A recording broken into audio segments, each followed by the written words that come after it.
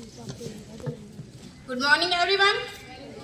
आज की science activity का उद्देश्य है संयुक्त सूक्ष्मदर्शी के विभिन्न भागों का अध्ययन।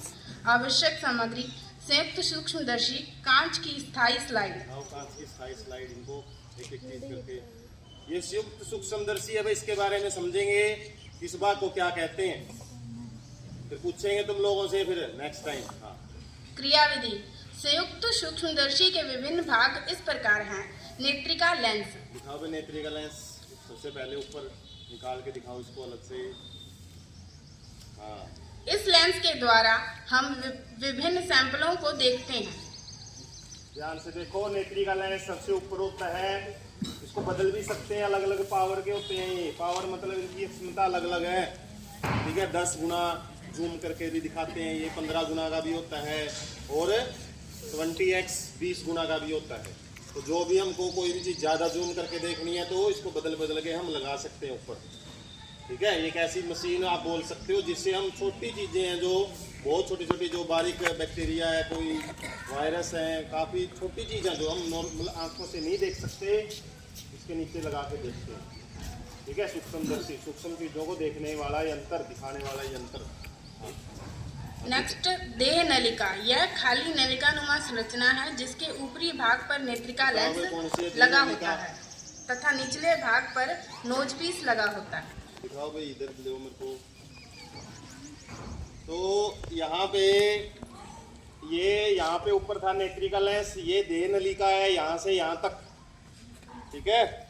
ये देह नलिका होती है इतनी, इसके ऊपर तो लगा होता है नेत्रिका लेंस, ठीक है, और नीचे लगा होता है नोज पीस। क्या होती है नोज?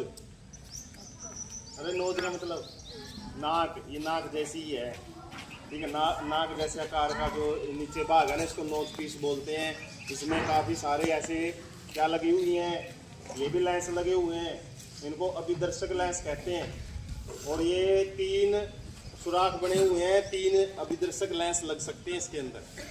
आगे बढ़ो भाई, अभिदर्शक लेंस। नोज पीस यह एक गोलाकार घूमने वाला धातु का हिस्सा है। इसमें 3 अलग अलग अभिदर्शक लेंस लगे होते हैं। अभिदर्शक लेंस, नोज पीस, अभिदर्शक लेंस की बात चल रही है अब। नोज पीस के नीचे लगे भाग पर 3 लेंसों को अभिदर्शक लेंस कहते हैं, जो 10x, 45x और 100x की क्षमता के होते हैं। तो जैसे मैंने ऊपर वाले की पावर बताई थी ना, जूम करने के लिए x वर्ड यूज किया जाता है, या टाइम्स भी बोलते हैं इसको, 100 टाइम्स, 45 टाइम्स। तो इसकी भी 3 अलग अलग कैपेसिटी के लेंस लगे होते हैं। ये वो डिपेंड करता है कि हमको कितना जूम करके देखना है कोई भी चीज़, ठीक है। जैसे कोशिका देखते हैं तो नॉर्मल कोशिका अपने को देखिए कभी प्याज की झिल्ली माइक्रोस्कोप में, तो नॉर्मल जो कोशिकाएं हैं वो 10x पे ही दिख जाती है। लेकिन हमको केंद्र की देखना है या फिर और छोटी छोटी चीज़ें देखनी है तो ये लेंस बदले जाते हैं, नीचे से घुमा घुमा के ऐसे घुमा के हम लेंस फिट कर सकते हैं। जो भी हमको ज़्यादा जूम करना है ना, ऐसे फिट कर दिया जाता है इसके नीचे। हाँ भाई, आगे बढ़ो। प्रारंभिक समायोजन: यह देह नलिका को ऊपर ले जाकर सामान्य फोकस के लिए समायोजित करता है। ये देखो, ये है प्रारंभिक समायोजन। जैसे फोटो खींचते टाइम कैमरे को एडजस्ट करते हैं ना, आगे पीछे देखा हो कभी, आगे पीछे जब वो बड़ा सा आगे होता है कैमरा के आगे लेंस लगे होते हैं, सेट किए जाते हैं, ऐसे ही इसको भी सेट किया जाता है। इसको प्रारंभिक समायोजन देख रहे हो ना, कैसे ऊपर जा रहा है, अभी ये नीचे आ रहा है ना। तुम लोगों को घूमता हुआ भी दिखाई दे रहा होगा, पहिया सा बड़ा पहिया है जो, इसको बोलते हैं प्रारंभिक समायोजन। इसे सेट किया जाता है, इसको एडजस्ट किया जाता है। हाँ, नेक्स्ट, सूक्ष्म समायोजन: इसका प्रयोग स्पष्ट दृश्य को देखने के लिए किया जाता है। हाँ, ये है, दिखाई दे रहा है, ये छोटे वाला पहिया है जो, इसको सूक्ष्म समायोजन बोलते हैं। अब मान लो तुम लोगों ने सेट कर लिया, लेकिन थोड़ा सा धुंधला दिखाई दे रही है जो भी सैंपल देख रहे हो, तो इससे हम सेट करते हैं। ये थोड़ा और ज़्यादा फोकस कर देता है। ये थोड़ा मोटे लेवल में फोकस करता है, ये बारीक लेवल में फोकस करेगा। नेक्स्ट, भुजा: यह इसके ऊपर लगे विभिन्न भाग जैसे देह नलिका आदि को आसानी से संचालन में मदद करता है। भुजा या बाजू भी बोलते हैं इसको, आर्म, ठीक है। ये वाला हिस्सा है जो ऊपर वाला जो है, ये देह नलिका थी। ये हमने पढ़े, क्या नाम था इसका, मोटे बड़े पहिए का, प्रारंभिक समायोजन, ये सूक्ष्म समायोजन। इसके नीचे जो भी ये ऐसे, जैसे मेरी बाजू है ना, ऐसे इसकी भी बाजू है, इससे हम क्या कर सकते हैं, ऐसे अपने हिसाब से एडजस्ट कर सकते हैं। कई जनों की आदत है भाई ऊपर से ही देखना है, बैठ के भी हमको जब देखना होता है ना कोई भी सैंपल अपने हिसाब से ऐसे एडजस्ट करके देख सकते हैं, ठीक है। और पकड़ने के लिए भी इस्तेमाल करते हैं इसको, बाजू से ही इसको ऐसे पकड़ा जाता है। हाँ भाई आगे पकड़ो। मंच, इस पर स्लाइड रखकर देखी जाती है। जैसे मंच है, अपनी स्टेज होती है, परफॉर्मेंस होती है कोई भी, वहाँ पे ऐसे ही इसकी भी एक स्टेज है, इसी के ऊपर ऐसी स्लाइडें रखी जाती है, कांच की स्लाइडों में सैंपल रखा जाता है और ऐसे रख के इसमें एडजस्ट करके हमने देखना होता है, ठीक है। मंच बोलते हैं इसको, ठीक है। ऐसे देखोगे तो ये ऐसे दिखाई देगी बिल्कुल जैसे मंच जैसी होती है ना, ऐसे ही है। आगे क्लिप स्लाइड को पकड़ने में मदद करती ये है। होती है क्लिप, ठीक है। इसके ऊपर फिट होती हैं और इसी से हम क्या करते हैं, स्लाइड को इसके ऊपर फिट करते हैं। और फिट करने के क्या फ़ायदा होता है, जब भी आप इनको ऐसे टेढ़ा मेढ़ा करोगे ना, गिरे नहीं की स्लाइड ऐसे आसानी से, ठीक है। इसको पकड़ लेता है।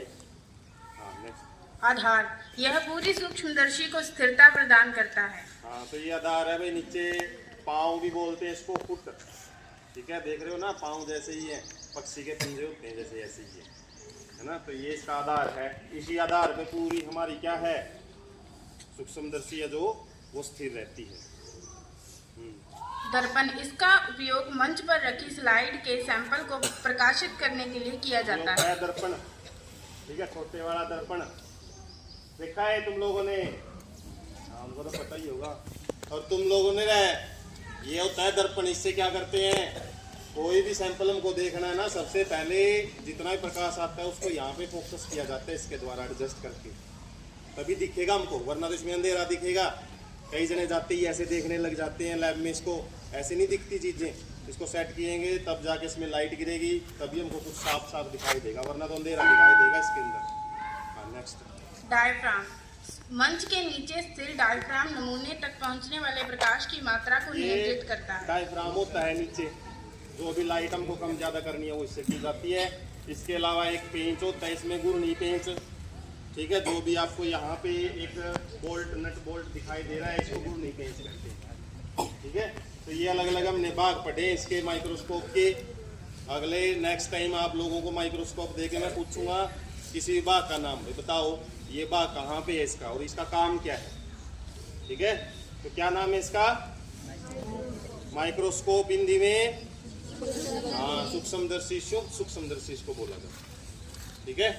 हाँ निष्कर्ष, इस प्रकार आज हमने सूक्ष्मदर्शी के विभिन्न भागों का विस्तृत अध्ययन किया। Thank you, have a nice day. Clapping करोगे।